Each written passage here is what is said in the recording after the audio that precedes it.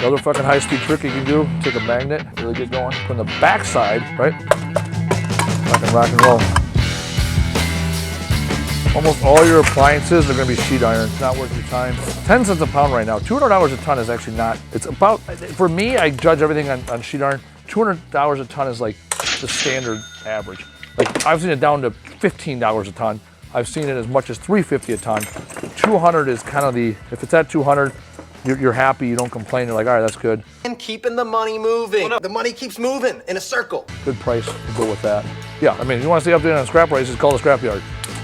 Like I called last week, one scrapyard we were really nearby was $130 a ton. And I was like, that ain't a good price. I know it's not a good price because I see what I got paid the week before. And then I called over a different scrapyard a little bit farther away, $215 a ton. So it's like, yeah, drive over to the good one. Now, if it was like 100 pounds, 20-minute drive, probably not worth it. Right, carry the one, do the math. But for whatever, $85 price difference for another 10-minute drive, yeah, we're going to start a scrapyard. You got to know what good prices are in your area, historical average. We got a 30-yarder and a 40-yarder get shipped out every week. And so every, the following week I get the check. So I got a pretty good idea, like I don't chart it, but I got a pretty good idea when prices are high and low. And I also know that if they come pick it up, it's one price because they got costs associated with sending a driver here versus if I go take it to the scrapyard, it's another price.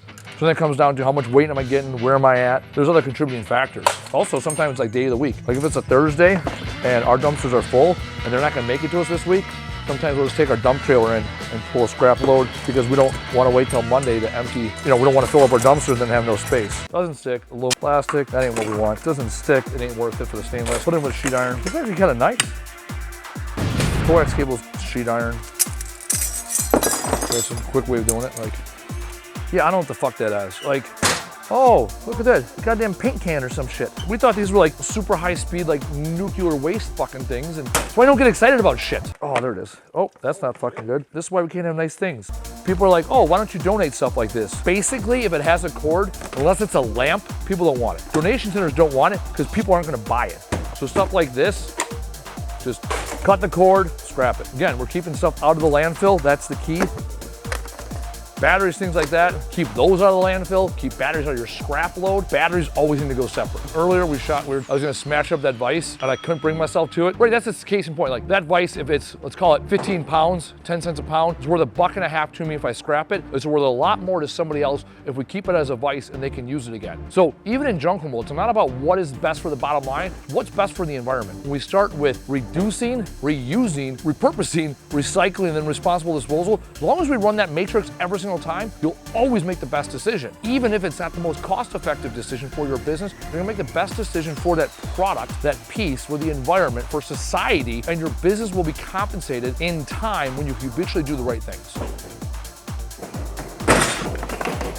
And we talk about reduce, reuse, recycle, responsible disposal, and repurposing shit. If you look at our warehouse and how we built our business, almost everything came from somewhere else. Even all these carts, I don't know that I paid a single dollar for any of them. I can tell you where most of them came from. When you have this mindset of utilizing things and breathing life into everything you interact with, you end up finding opportunities everywhere. Junk removal, life, whatever, right? Relationships, it's all about seeking opportunity, doing with what you have, making the best of it, and then you build the life that you want because you are ultimately in charge of your destiny. It's an abundance mindset. Look at all this stuff, all this opportunity versus scarcity of what I don't have.